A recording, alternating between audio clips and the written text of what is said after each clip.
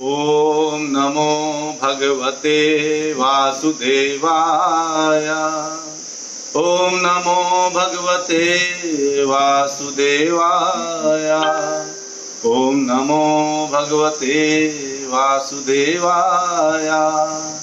नारायणं नमस्कृत्य नरं चैव नरोत्तमं देवीं सरस्वती व्यासं ततो जयमुदीरयेत्।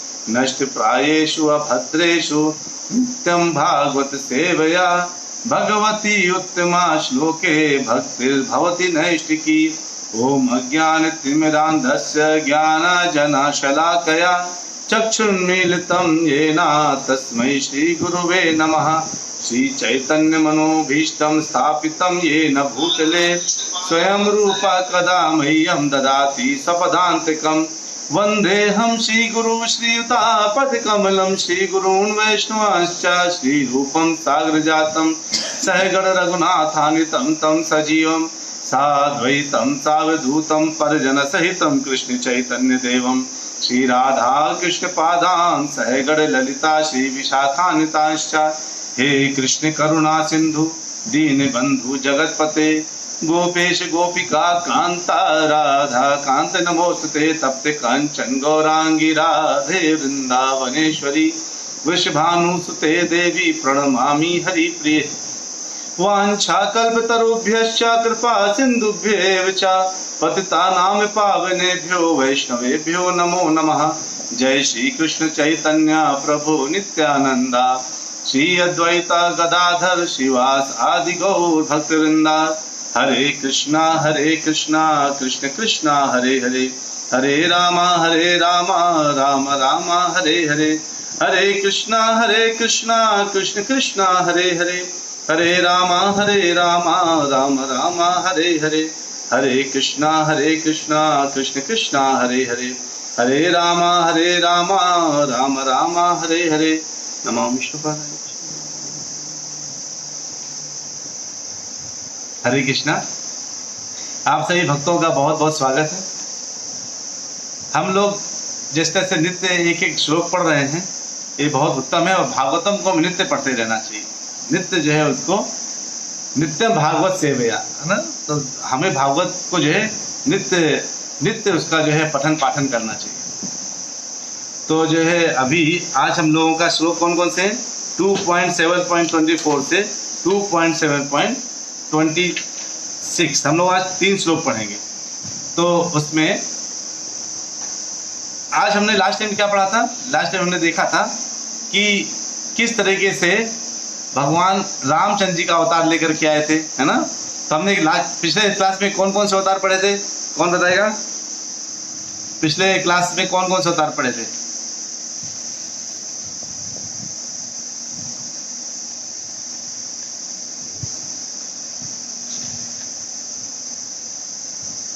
तो जो है अभी कोई बता रहे हैं? देखिए पिछले हम लोगों ने पढ़ा था धन्वंतरी अवतार और राम अवतार, है ना। तो राम अवतार को हमने थोड़ा सा और देखा था। तो धन्वंतरी अवतार में हमने देखा था कि कैसे वो जो है करते हैं, वो कैसे जो हम लोग जिससे स्वस्थ हो रहे हैं, जो हम लोग सोचते हैं कि अरे ये तो लगता है रामदेव बाबा ने किया है या किसने किया है ना। तो धन्वंतरी अवतार जो है में लेकर के उन्होंने पूरा योग आयुर्वेद दिया था।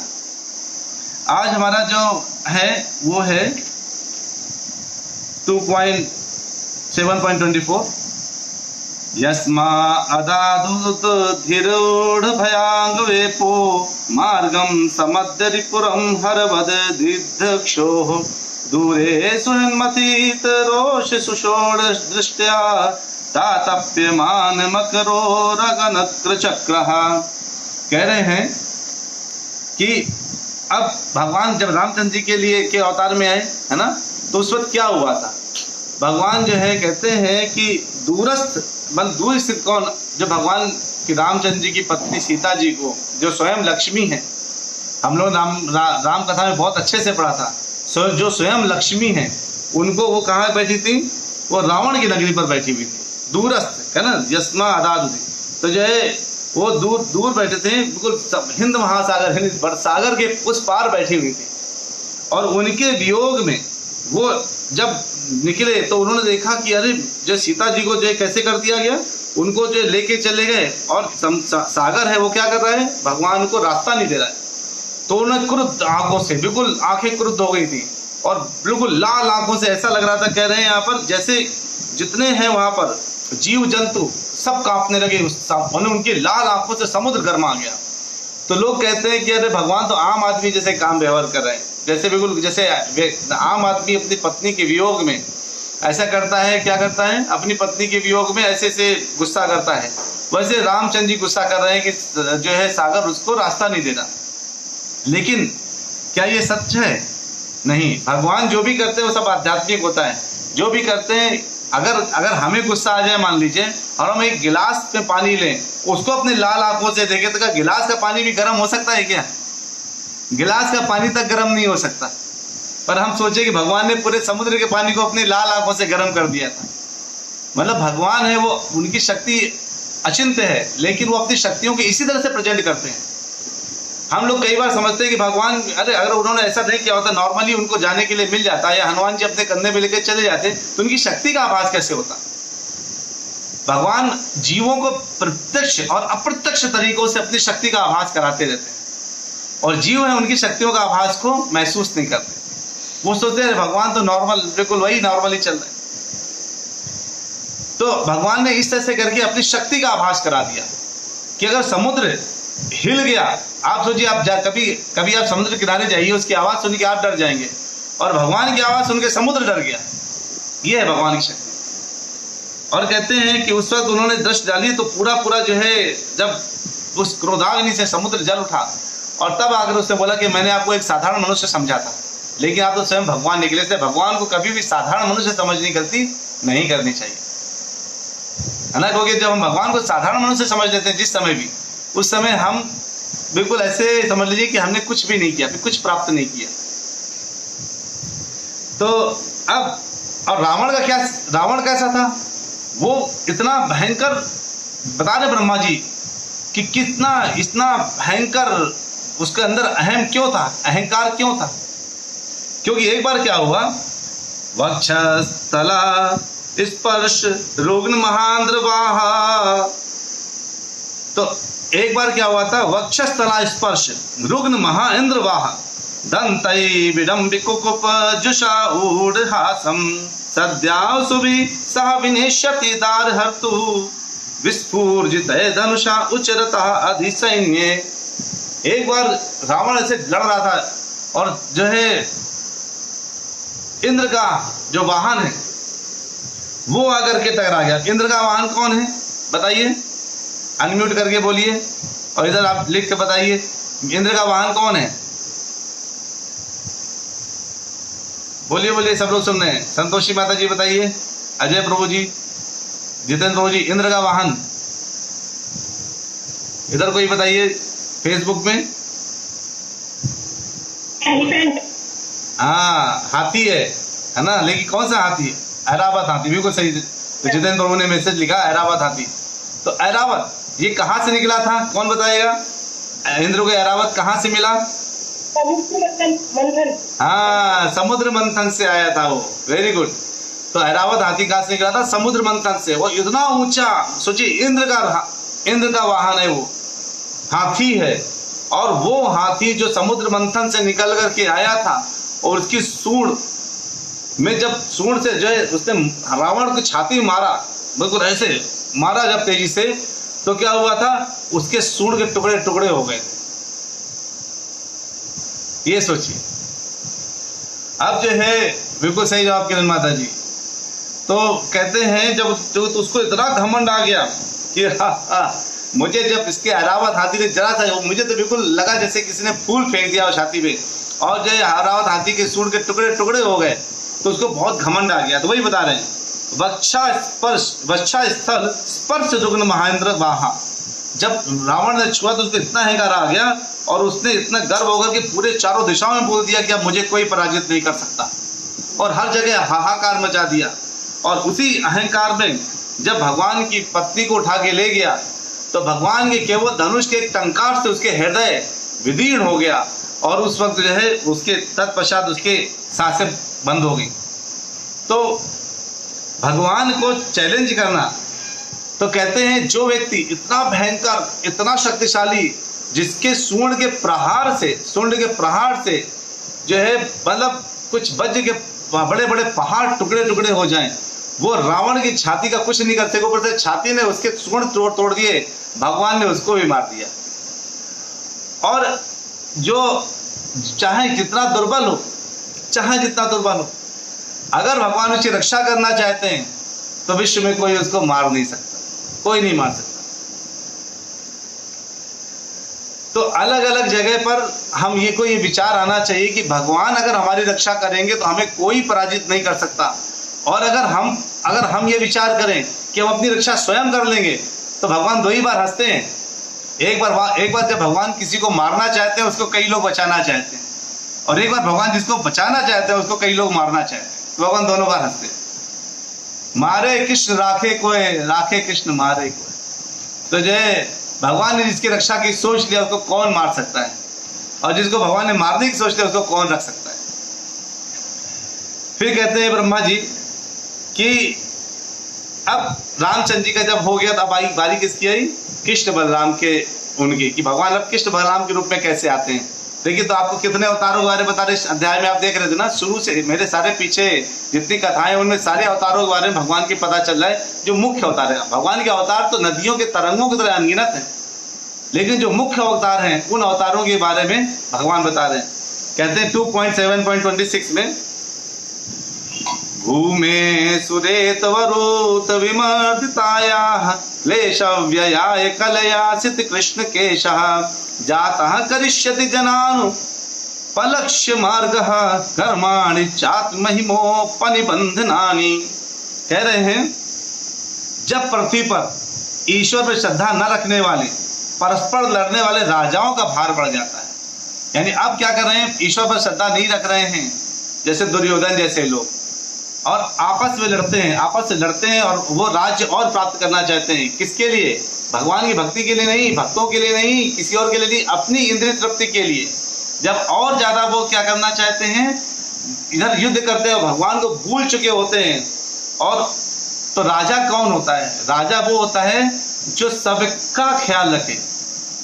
सब में कौन कौन आते हैं बताइए? जैसे कौन कौन आते हैं सब में? निधि माता जी, राजा कौन होता है सबका ख्याल रखे? तो कौन कौन आते हैं सब में? प्रजा, मंत्री। तो अब तो प्रजा के अंदर कौन कौन आते हैं? प्रजा के अंदर हम सब लोग आते हैं। और कौन कौन आते हैं? हम सब, हमारे अलावा भी कोई आता है? नहीं, हम सब लोग।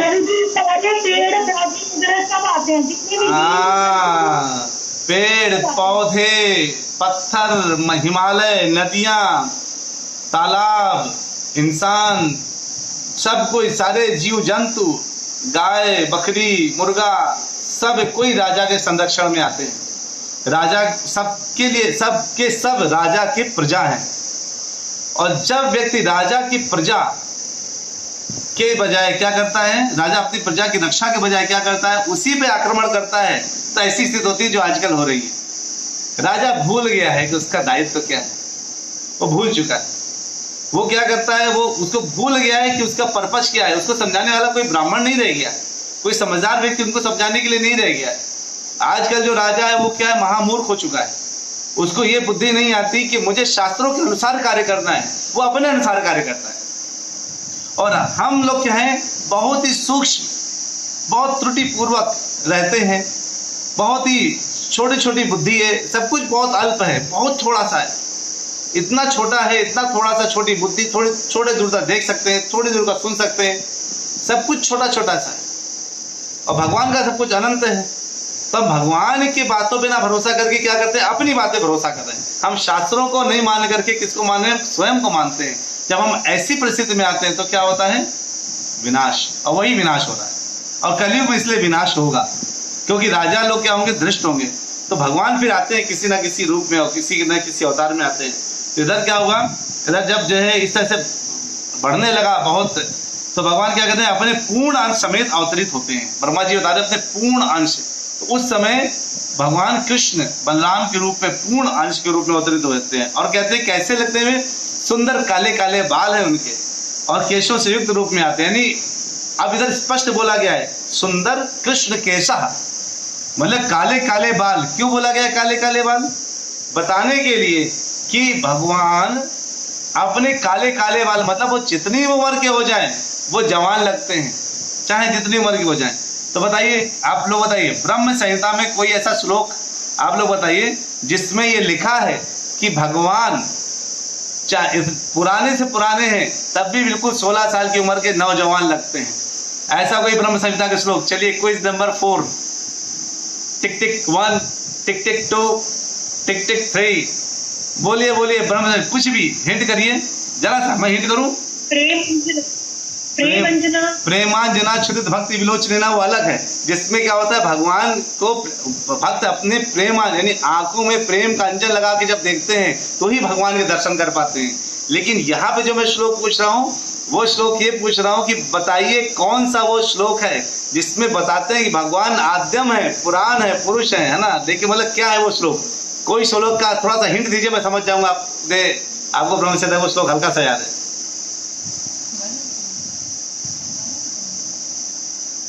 तो बोलिए बोलिए, वेणु कुणंतम भी नहीं है, जो सामने भक्त सुन रहे हैं वो भी बोले वेणु कुणंतम, हमने कहा नहीं। बोलिए बोलिए, स्काइप यूजर्स, फेसबुक यूजर्स, बताइए बताइए, देखिए आप सब लोगों ने कितनी पढ़ाई करी है। अद्वैतम अच्युतम अनादिम अनंत रूपम आद्यम पुराण पुरुषम नव यौवनम चा वेदेषु दुर्लभम अदुर्लभमात्म भक्तो गोविंदमादि पुरुषम तमहम भजामि।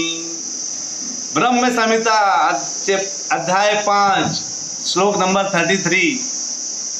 तो कहते हैं कि अद्वैत अच्युत अनादि अनंत रूपम, जो अद्वैत है मतलब दो नहीं है, काला सफेद दुख सुख, वो द्वैत से परे हैं, वो सिंगल है, केवल भगवान हमेशा अनंत। अद्वैत अच्युत है, जो अपने अवस्था से च्युत नहीं होते, चाहे वो सारथी बन जाए, चाहे वो जैसे पिता माता पिता कभी कभी घोड़ा बन जाता है अपने बच्चों के लिए, गधा बन जाता है कि चलो बैठ जाओ बेटा, वैसे ही कभी कभी भगवान भी अपने अलग अलग रूपों में कभी सारथी बन जाते हैं, कभी कुछ बन जाते हैं, कभी शुकर के रूप में आ जाते हैं, लेकिन तब भी भगवान ही रहते हैं। अद्वैत अच्युत अनादि, मतलब आदि के भी आदि है, जिनका कोई प्रारंभ नहीं है, वो प्रारंभ के प्रारंभ है। अनंत रूपम, और उनका रूप भी अनंत है। आद्यम पुराण पुरुषम, आद्यम है बहुत आदि, पुराण बहुत पुराने पुरुषम है। नव यौवनम चा, लेकिन बिल्कुल नव यौवन 16 साल के बच्चे की तरह।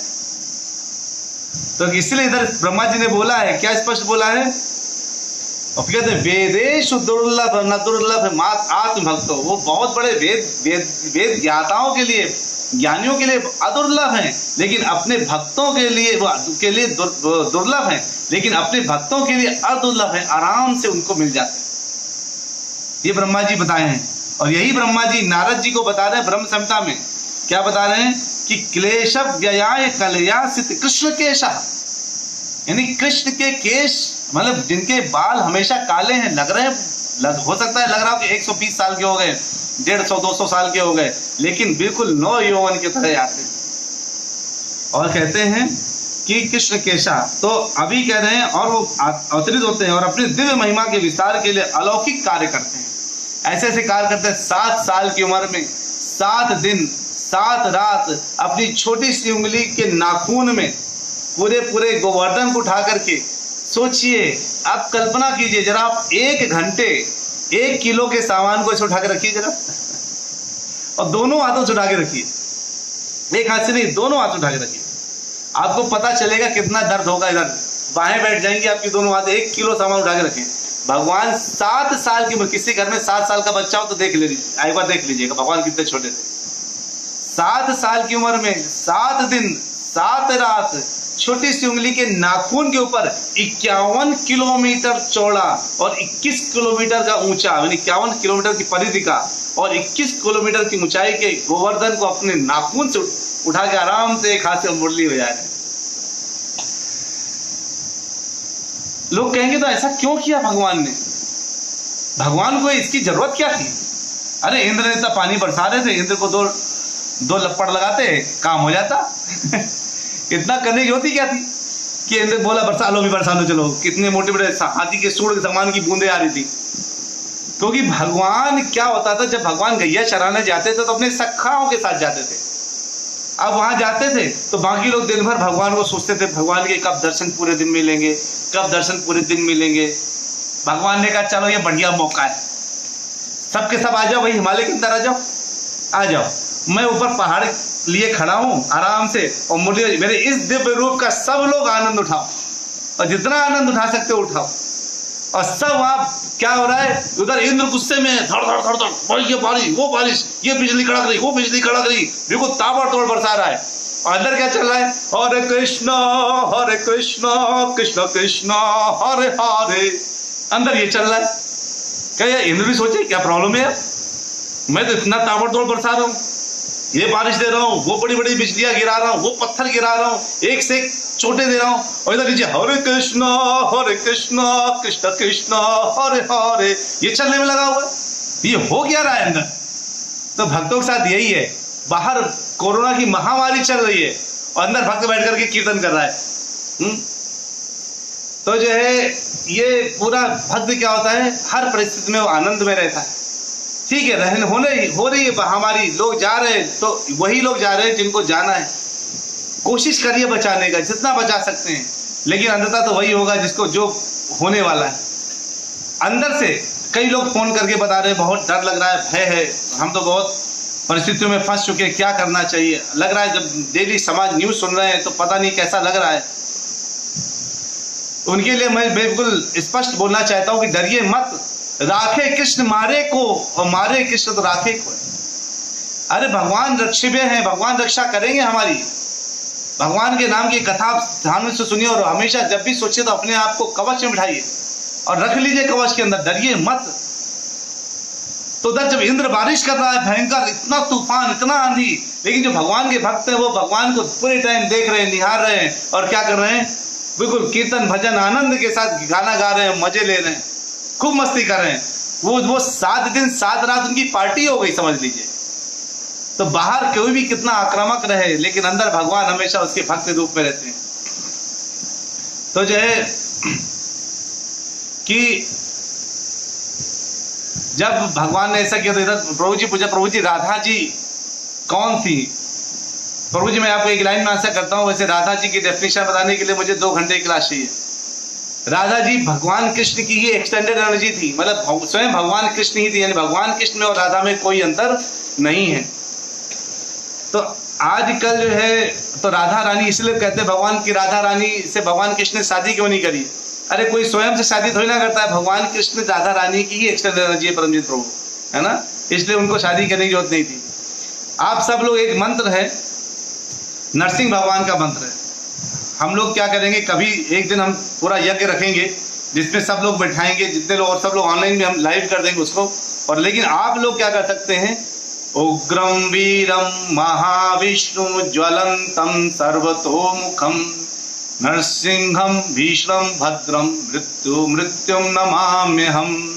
ये जो मंत्र है नरसिंह भगवान का मंत्र है, इसको एक माला जपा करना शुरू कर दीजिए और जोर जोर से आवाज से करिए। ये भय अंदर से डर जाए खत्म होगा, और भगवान जो मृत्युम नमाम्यहम, भगवान नरसिंह मृत्यु के ऊपर विजय दिलाने वाले हैं। इसलिए इस मंत्र को बिल्कुल जब भी डर लगे किसी भी चीज से, कोई भी, तो अगर आपको चाहिए तो कोई भक्त ऐसा कर सकते हैं कि कॉपी इसमें मैसेज डाल सकते हैं क्या, मतलब आप जो है, मैं तो बाद में इसमें टेक्स्ट डाल दूंगा, अगर आपको चाहिए तो वो मैं यहाँ पे इस कमेंट में डाल दूंगा। आप जो है कथा के बाद आप इस कमेंट को चेक कर लीजिएगा, और कोई डाल पाए बीच में तो डाल दीजिए अभी। तो जो है हाँ प्रभु जी मैं भेज दूंगा आपको, सब मैं व्हाट्सएप ग्रुप में भी डाल दूंगा, सबको बोल दूंगा कि ये जो ये है ना, इसको बिल्कुल अपने जुबान पे रखिए, है ना। इसको जो है जुबान पे रखेंगे तो क्या होगा कि आपको भगवान रक्षा करेंगे। उग्रम वीरम महाविष्णु ज्वलंतम सर्वतोमुखम नरसिंहम भीष्णम भद्रम मृत्युम नमाम्यहम। इसको जो है ना लगातार अंदर हृदय में लगाइए और एक माला जप इसका जरूर करिए। फिर जो है भगवान, लेकिन कहते हैं कि आते हैं, लेकिन कोई उनकी महानता का अनुमान नहीं लगा सकता। कौन उनकी महानता का अनुमान नहीं लगा सकता। कहते हैं कौन नहीं लगा सकता, नाहम प्रकाशः सर्वस्य योग माया समावृता। भगवान कह रहे हैं किसमें, 7.25 में कह रहे हैं, मूढ़ोयम ना विजानाति लोको माम जम अव्ययम। तो कहते हैं मैं किसको नहीं देता, मैं मूर्खों तथा अल्पज्ञों को नहीं दिखाई देता, समझ में नहीं आता। और कहते हैं मैं उनके लिए तो मैं प्रकट भी नहीं होता, कि क्यों, इवन बहुत बहुत साधुओं के लिए भी कहते हैं मैं अपनी अंतरंगा शक्ति द्वारा आच्छादित रहता हूँ। भगवान अपनी अंतरंगा शक्ति से आच्छादित रहते हैं, आप भी समझिए। तो भगवान किसको प्रकट नहीं होते, और वो कभी नहीं जान पाते कि मैं अजन्मा हूं और अविनाशी हूं। कौन कहते हैं, नाहम ना अहम प्रकाश सर्वस्व योग माया। और किसको, मूढ़ोयम, यानी मूढ़ अयम, मुझे नहीं जान पाते। तो मूढ़ कौन है, जो भगवान कृष्ण को ना जान करके वो कुछ भी करता रहता है, वो मूढ़ कहलाता है ना। तो जो है देखिए स्मृति जी ने लिख दिया है उग्रम वीरम महा, आप कमेंट में देख सकते हैं। इसका आप जो है पूरा अच्छे इसको ध्यान से सुनिए, है ना, ये इसको करिए। और जब लिखा है कमेंट में, आप सबके लिए कमेंट में लिख दिया गया है, उग्रम वीरम महाविष्णुम ज्वलंतम सर्वतोमुखम नृसिंहम भीषम भद्रम मृत्यु मृत्युम नमामि हम। तो जो है, और उसके बाद कहते हैं भगवान को अब और कैसे कैसे कौन कौन से उदाहरण है। जब विष्णु दूत आए थे जो है, अब अजामिल को लेने के लिए याद करिए, तो बिल्कुल नौजवान लग रहे थे। भगवान ब्रह्मा जी में भी इसका सबूत मिलता है। और कृष्ण भगवान पूरे टाइम बिल्कुल नवयुवन लग रहे थे। जब वो महाभारत के समय में थे तो पूरे टाइम नवयुवक लग रहे थे। इसलिए भगवान को जो है, और साथ में उन्होंने एक और बताया है 9.13 और 14 में। मैं आपको जो प्रभुपाद जी ने पूरा एक्सप्लेनेशन दिया ना, मैं वो आपको बताया करता हूँ इसलिए। तो प्रभुपाद जी का एक्सप्लेनेशन आपको पूरा पता चल जाता है। 9.13 और 14 में क्या बताया गया, कौन जो भगवान के जो भक्त हैं वो कैसे रिएक्ट करते हैं, जो वो कैसे करते हैं, क्या बोलते हैं, महात्मानस्तु माम पार्था दैवी प्रकृति माश्रितः भजन्ति अनन्य मनसः ज्ञात्वा भूत आदिम अव्ययम। कहते हैं हे पार्थ, मोह मुक्त महात्मा जन दैवी प्रकृति के संरक्षण में रहते हैं, वे पूर्णतः भक्ति में निमग्न रहते हैं, क्योंकि मुझे आदि तथा अविनाशी भगवान के रूप में जानते हैं। आप सब महात्मा गण है, पता है भगवान की दृष्टि में आप सब भगवान को कैसे मानते हैं कि भगवान ही आदि हैं और अविनाशी हैं। और फिर कहते सततम कीर्तयन्तो माम यतन्तश्च दृढ़वता नमस्तन्तश्च मां भक्त्या नित्य युक्ता उपासते। मेरे भक्त क्या करते हैं, ये महात्मा मेरी महिमा का नित्य कीर्तन करते हुए, यानी भगवान के जो भक्त हैं वो भगवान का नित्य क्या करते हैं, कीर्तन करते हैं, सबके सामने भगवान के बारे में बताते हैं। और कहते हैं दृढ़ संकल्प के साथ प्रयास करते हुए मुझे नमस्कार करते हैं और भक्ति भाव से मेरी निरंतर पूजा करते हैं। यानी भगवान भक्ति भाव से भगवान के भक्त उनकी पूजा करते हैं।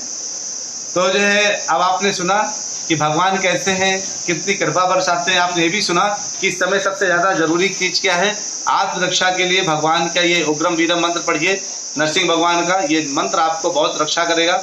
हरे कृष्ण महामंत्र लगातार करते रहिए और ऐसी कथाओं को सुनते रहिए, ये बहुत अति आवश्यक है। कथाओं को सुनना और उनको कान में डालकर हृदय में लेना। और जो रेगुलर हैं, जो कथा में रेगुलर आ रहे हैं, मैं उनको बहुत नमन करता हूँ, क्योंकि आप लोग इस कथा को सीरियसली ले रहे हैं। इसको रेगुलर रहिए। ये कथाएं केवल आधे घंटे की डेली हो रही है और बहुत ही अद्भुत कथाएं हैं, क्योंकि ये भागवतम हो रही है, नॉर्मल कथा नहीं है, किसी पिक्चर का स्टोरी नहीं चल रहा, भागवतम चल रहा है। और भागवतम अगर हमारे कानों में जाता तो हमें ऑटोमेटिकली शुद्ध करता रहता है। तो जो है, एक बार जोरदार आप सब लोगों को नमन के साथ जोरदार हरे कृष्ण महामंत्र के साथ एक बार अल्पविराम लेते हैं। हरे कृष्णा कृष्ण कृष्णा हरे हरे, हरे रामा राम राम हरे हरे। और आप लोगों के अगर कोई भी प्रश्न है तो कृपया इस पे कमेंट में डाल दीजिएगा, कल मैं प्रश्नों का उत्तर ले लूंगा। कुछ भी प्रश्न मन में आता है, कुछ भी प्रश्न मन में आता है लीजिए, मैं शास्त्रों के अनुसार आपको उसका आंसर करने की कोशिश करूंगा। हरि बोल, हरे कृष्ण।